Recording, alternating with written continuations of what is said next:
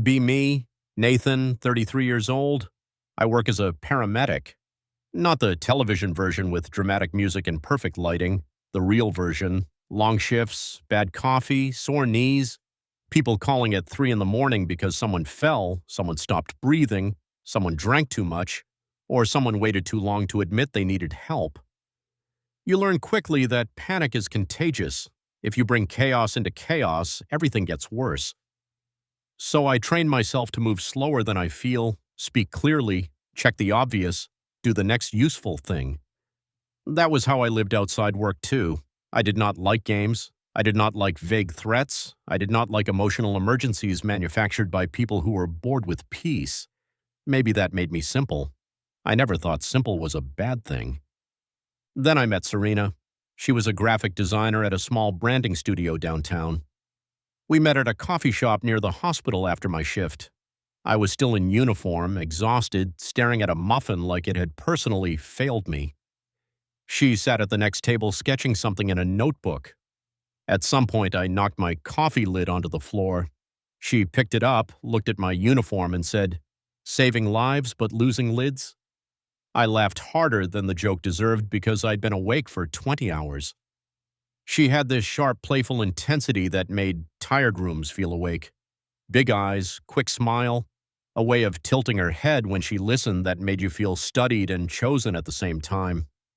We talked for 10 minutes, then 20. Then she asked if I always looked like I had just survived a documentary. I said only on weekdays. She gave me her number before leaving. For the first 6 months, Serena felt like exactly what I needed. She was colorful where I was practical. She planned interesting dates, small art exhibits, food trucks in alleys I would never have found, rooftop movie nights with blankets and overpriced popcorn. She said I grounded her. She said being with me made her nervous system feel safe. I liked that. After a job where someone's life could change in 30 seconds, being called safe felt like the highest compliment in the world. I was not rich. I was not flashy. But I showed up. If I said I would call, I called. If she needed help carrying something, I was there. Actis. If she had a panic spiral at midnight about a client presentation, I stayed on the phone until she could breathe normally again. She told her friends I was different. That word always sounds good before it becomes a job. Her friends were the problem before I understood they were the problem. There was Lila, who described every relationship as a power negotiation. There was Brooke, who had broken up with 3 men in 1 year and called all of them narcissists. And there was Carmen, who treated TikTok psychology like scripture. When Serena spent time with them, she came back speaking in new terms: attachment wounds, masculine accountability, emotional labor, trauma-informed partnership. At first, I listened. I work with people in crisis. I understand that people carry things. I did not mind talking about feelings. The problem was that every feeling Serena had eventually became evidence against me. If I worked a double shift and replied late, she said I was emotionally unavailable. If I answered quickly, she said I was monitoring her. If I made decisions, I was controlling. If I asked what she wanted, I was making her carry the planning burden. If I stayed calm during an argument, I was stonewalling. If I got frustrated, I was unsafe. It was like trying to treat a patient who kept moving the injury. Still, I loved her. Or I thought I did. Maybe I loved the version of her from the coffee shop. Maybe I loved the first 6 months. Maybe I loved the moments between tests so much that I kept pretending the tests were accidents. The first loyalty test was small. She canceled plans an hour before dinner and said she needed space. I said okay. I told her I hoped she felt better and asked if she wanted to reschedule later in the week. She got upset. She said I gave up too easily. I asked what she wanted me to do. She said she should not have to explain basic pursuit. That phrase stuck with me, basic pursuit. Apparently space did not mean space. It meant follow her into the space and prove I cared. The second test happened after a party at Lila's apartment. Serena spent half the night talking to some photographer named Miles. I did not interrupt. I talked with Lila's boyfriend about old motorcycles and bad city parking. On the way home, Serena was quiet. I asked if something was wrong. She said, "You did not even get jealous." I said, "Was I supposed to?" She said a man who cared would have noticed another man giving her attention. I said, "I noticed." She asked why I did not react. I said because she was allowed to talk to people. She said that sounded detached. I said it sounded trusting. She looked out the window and said, "Sometimes I wonder if you even care enough to fight for me." That was another phrase that kept appearing. Fight for me, not respect me, not love me, not build with me. Fight. As if a healthy relationship was measured by how many emotional fires a man was willing to run into after she lit them. Over time, Serena became almost addicted to reassurance. She would ask if I loved her. I would say yes. Then she would ask why. I would tell her. Then she would say those reasons sounded generic. Then I would try harder. Then she would say I sounded like I was reading a script. There was no winning because the point was not the answer. The point was watching me struggle to provide one. She liked seeing me try. That was the thing I did not want to admit. Her insecurity had become a stage, and my devotion was the performance. One evening after a 12-hour shift, I went to her apartment with Thai food because she said she was having a rough day. When I got there, Lila and Carmen were on the couch drinking wine. Serena had not mentioned they would be there. I was too tired to care. I put the food on the counter and said hello. Lila looked me up and down and said, "The hero arrives." I smiled politely. Carmen asked if I had ever considered how first responder culture reinforces masculine savior complexes. I looked at the takeout bag in my hand. I had spent the afternoon doing chest compressions on a man in a grocery store aisle. I did not have the energy to debate whether CPR was patriarchal. Serena laughed like it was a clever question. I sat down quietly. For the next hour, they talked about relationships like they were courtroom cases. Men avoid accountability. Men only commit when women force clarity. Men need to be tested because words are cheap. That last one made me look up. Lila said, "Honestly, if a man loves you, he will panic at the thought of losing you." Carmen nodded. She said, "A secure man will fight for the relationship." Serena looked at me when she said that. I pretended not to notice. On the drive home that night, my hands were tight on the wheel. I kept thinking about emergencies, real emergencies, when someone cannot breathe, when a child is choking, when a woman is trapped in a car after a crash. Those moments deserve panic. A girlfriend creating fake danger to measure your fear does not. The big test came 3 weeks later. It was a Thursday. I remember because Thursdays were my early shift days, which meant I was usually half human by dinner. Serena had been distant all week, short replies, no hearts, vague posts about self-worth and women choosing themselves. The old me would have chased. The old me would have asked what I did wrong until she finally told me enough of a story to give me a role in her drama. But I was tired, not angry, just tired in the bone-deep way that sleep does not fix. That evening, she asked me to come over. Her apartment was too clean when I arrived. That was the first sign. No blanket on the couch, no coffee cup on the desk, no shoes by the door. Everything arranged like a stage before the audience arrives. She was sitting on the sofa with her legs crossed, wearing the serious expression she used when she had already decided how I was supposed to react. I sat across from her. She took a long breath. Then she said, "I do not think this is working anymore." I felt the sentence land, clean, heavy, final. For a second, I just looked at her. She kept going. She said she felt emotionally unsupported. She said she had grown. She said she needed a partner who could meet her at her level.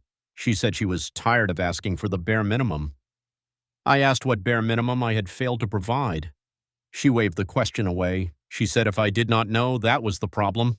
There it was, the locked door with no key. I sat quietly. She stared at me, waiting. I could see it. She expected the old script, me leaning forward, me asking how to fix it, me apologizing for things she had not named, me promising to fight harder, me making her feel powerful by acting terrified. But something in me had shifted. Maybe it was the accumulated exhaustion. Maybe it was the memory of Lila saying a man should panic.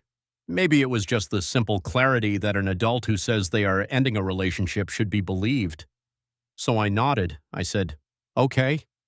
Serena blinked. Just once. I said, "If that is what you want, I respect it." The room changed temperature. She said, "That's it?" I said, "I am not going to argue you into being with me." She looked offended. She said, "So you are just giving up?" I said, "No." I said, "I am accepting your decision." She started breathing faster. She said, "After everything, you do not even want to talk about it." I said, "You said it is not working and you need someone else." I said, "I hear you." That word bothered her, hear, because I was hearing exactly what she said, not translating it into what she wanted me to perform. She stood up and started pacing. She said I was being cold. I said I was trying to be respectful. She said respect would mean fighting for us. I said fighting would mean not respecting the breakup she just initiated. She looked trapped by her own sentence. For a moment, I saw panic flash through her face. Not heartbreak, panic. The test was not producing the right result. She said, "Maybe I just need space." I said, "That makes sense." She said, "Maybe we should take a break and see if you even care enough to come back." There it was, clear as daylight. I stood up, not dramatically, just because I finally understood the conversation was over. I said, "Serena, I am not doing that." She crossed her arms. She said, "Doing what?" I said, "Auditioning for a relationship I was already in." Her face went red. She said I was twisting her words. I said I was taking them seriously. Then I picked up my jacket. She said, "If you walk out, do not expect me to chase you." I almost laughed, not because it was funny, because the whole thing had folded in on itself so perfectly. I said, "I do not expect you to." Then I walked out. She did not stop me. I think she thought the hallway would. I think she thought the elevator ride would. I think she thought by the time I reached my car I would break and text her something desperate. I did not. I sat in my car for 5 minutes with both hands on the steering wheel. I was sad. Of course I was sad. But under that sadness was something else. A strange, quiet certainty. At work, when a situation is unsafe, you do not stand there negotiating with the fire. You move people out, you create distance, you preserve life. So I did the relationship version of that. I drove home, I took a shower, I put my phone on the table. There were no messages yet. That surprised me for about 10 minutes. Then they started. "Really?" Then, "You are seriously just leaving?" Then, "I cannot believe this is who you are." Then, "My friends were right." I watched the messages arrive like heart monitor spikes. Then came the call. I let it ring, another call, then another. I did not answer. Finally, she wrote, "If you loved me, you would not let me go this easily." I typed one message. "I loved you enough to respect your decision, and I respect myself enough not to be tested with fake abandonment." Then I blocked her number, Instagram, blocked, messaging apps, blocked, everything, a clean break. Not because I wanted to punish her, because I knew if I left one window open, she would throw emotional rocks through sea of it until I came back to prove I cared about the damage. The first night was hard. I will not pretend otherwise. I slept badly. I woke up twice, reaching for my phone out of habit. The second morning, I almost unblocked her. Then I pictured her apartment, the clean stage, the serious face, the way she looked shocked when I believed her. That image kept me steady. Over the next week, the fallout came through mutual friends. Lila messaged me from an account I had not blocked. She wrote that Serena was devastated and I had abandoned her at her most vulnerable. I did not reply. Carmen sent a paragraph about avoidant male behavior. I deleted it. A guy I barely knew from Serena's friend group told me I should at least hear her out. I asked if she had told him she broke up with me. He stopped typing, then he said, "She said it was complicated." Of course she did. Complicated is what people call consequences when simple makes them look bad. 2 weeks passed. I worked, I slept, I went to the gym, I cleaned my apartment, I threw away the spare toothbrush she kept in my bathroom. I put the hoodie she left at my place in a box and mailed it to her sister because I did not want an excuse for contact. My life did not become joyful immediately. It became quiet. That was enough. Then something unexpected happened. I started enjoying my own evenings again. I cooked instead of ordering food because Serena was picky and somehow every dinner had become a negotiation. I watched old action movies without someone explaining why the female characters were problematically written. I met my friend Luis for breakfast after shifts. I went fishing with my father on a Sunday morning and realized I had not spent a whole day without checking my phone in months. The relief came slowly, then all at once. About 6 weeks after the fake breakup, I met Mara. She was a nurse in the emergency department. We had crossed paths before, but only in the rushed way paramedics and hospital staff do. Quick handoffs, patient vitals, a nod in the hallway. One night, after a brutal call involving an elderly man who slipped on ice, I was sitting outside the ambulance bay drinking water and trying to reset my brain. Mara came out with a granola bar and tossed it to me. She said, "You look like you forgot food exists." I caught it and said, "Occupational hazard." She sat on the curb a few feet away. No big flirtation, no performance, just two tired people watching steam rise from a hospital vent in the cold. We talked for 20 minutes about work, about bad sleep, about how hospital vending machines only sell snacks that taste like regret. It was easy. I had forgotten easy was an option. Mara had a steadiness I recognized, not boring, not dull, steady. She said what she meant. If she was tired, she said she was tired. If she wanted to see me, she asked directly. If something bothered her, she did not turn it into a 3-day weather system. She brought peace with her. And after Serena, peace felt almost suspicious. We started slowly, coffee after shifts, breakfast at diners where neither of us had to explain why we looked half dead, walks in the park on our rare overlapping days off. I told her early that I had just gotten out of something messy. She nodded. She did not pry. She said, "Take your time, but do not waste mine." I respected that more than any soft speech about emotional availability. 3 months after Serena, Mara and I were dating, not vaguely, not in some undefined situationship where one person hoards power by withholding labels. Dating, clear, mutual, adult. She met Luis. I met her sister. We made plans without turning them into psychological experiments. If she needed reassurance, she asked for it. If I needed space after a bad call, she let me have it without making it about abandonment. The first time I told her I was having a rough day and did not want to talk much, she said, "Okay, come over anyway and we can sit quietly." I nearly cried in my car. That was how low the bar had gotten. Of course Serena found out. People always do. A mutual acquaintance posted a group photo from a charity run for first responders. Mara was standing beside me in the picture, laughing at something Luis had said. My arm was around her shoulders. I looked relaxed. That was probably the part Serena hated most. Not that I had moved on. That I looked relaxed doing it. That night, unknown number. "Did you seriously replace me already?" I stared at the screen. I knew it was her. Even without the name, the accusation had her handwriting. I did not respond. A minute later. I guess blocking me made it easier to pretend I never existed. Then, "Everyone sees what you are doing." Then, "You were supposed to fight for me." There it was, the confession hidden inside the complaint. You were supposed to fight for me. Not "we broke up," not "I miss you," not "I made a mistake." You failed the test. I blocked the number.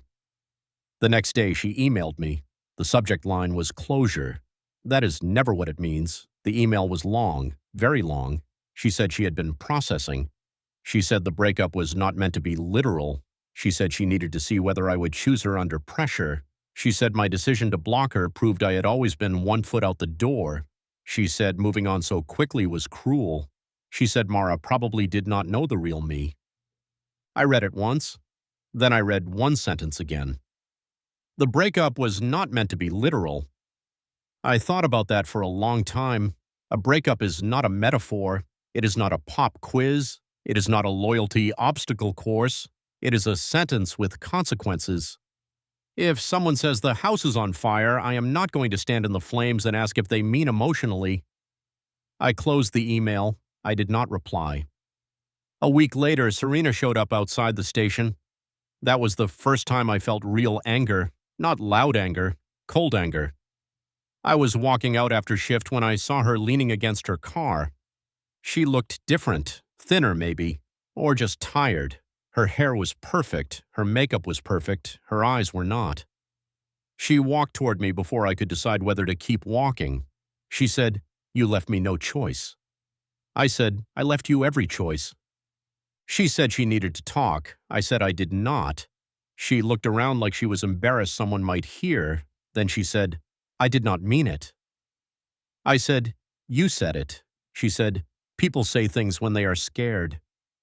I said, "You were not scared until I believed you." That stopped her. Her face cracked for half a second. Then the anger came back. She said, "So that's it?" I said, "Yes." She said, "You blocked me like I was nothing." I said, "No, Serena." I said, "I blocked you because I knew you would keep turning my pain into another test." She started crying. She said she had been spiraling. She said Lila and Carmen told her I would come back if I really loved her. She said they told her men need to experience loss to wake up. She said she thought I would show up at her door. She said she thought I would send flowers. She said she thought I would beg. I listened. Not because I owed her, because I wanted to hear the truth out loud. Then I said, "That is the problem." She looked at me. I said, "You wanted proof of love that required me to lose dignity." She said that was not fair. I said, "It is accurate." She said Mara was just a rebound. I said Mara had nothing to do with what happened between us. She said, "Then why her?"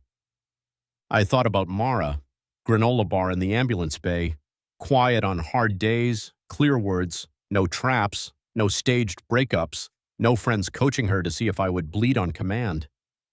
I said, "Because she does not confuse peace with weakness." Serena wiped her face. She said, "I can be peaceful." I did not answer, not because I wanted to be cruel, because sometimes silence is the only honest response. She stepped closer and lowered her voice. She said, "Nathan, I made a mistake." There it was, the line I had imagined during the first bad week, the line that would have pulled me back if it had arrived before I remembered myself. I said, "I believe you." Her eyes filled with hope. Then I said, "But I am not available anymore." Hope vanished so quickly it almost hurt to watch. She whispered, "So you are choosing her." I said, "I am choosing the life I have when I am not being tested." She shook her head. She said I was throwing away something real. I said real things do not need fake endings to prove they exist. That was the last thing I said to her. I walked to my car. She called after me once. I did not turn around. Mara knew something had happened as soon as she saw me that evening. She did not interrogate me. She made tea, sat beside me, waited. Eventually, I told her Serena had come by. Mara listened with that calm, hospital face nurses get when someone is finally telling the truth after hiding symptoms too long. When I finished, she said, "Do you want me to be angry?" I said no. She said, "Good, because I'm tired and I already used my anger on a man who put a Lego in his ear." I laughed, really laughed. The whole weight of the day loosened. Then she said more seriously, "I am sorry she did that to you." That was all. No competition, no demand, no insecurity, just kindness. That night I understood something I should have understood years earlier.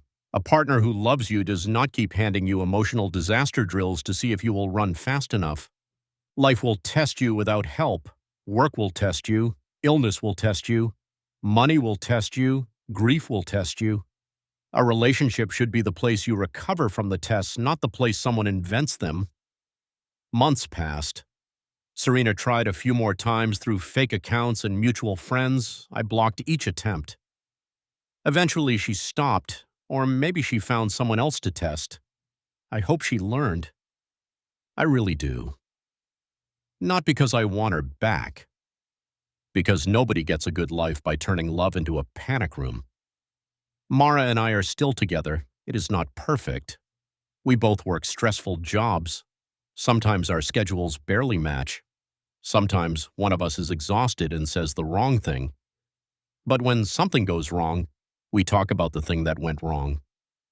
We do not turn it into a loyalty exam. We do not threaten the relationship to measure the reaction. We do not mistake anxiety for passion.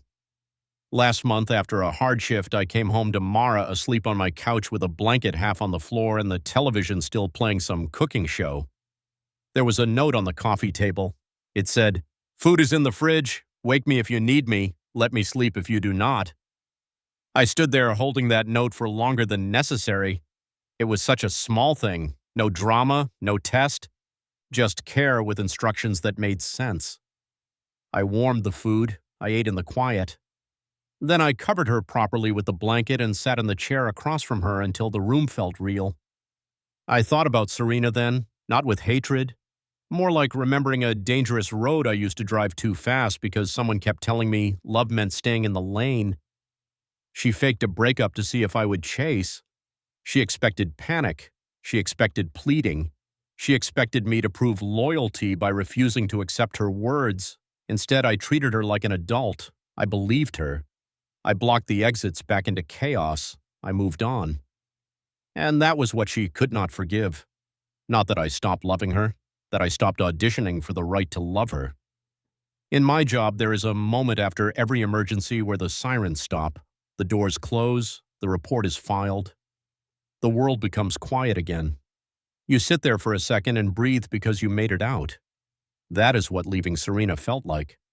Not victory, not revenge, just the sirens finally stopping. And I have never once regretted the quiet.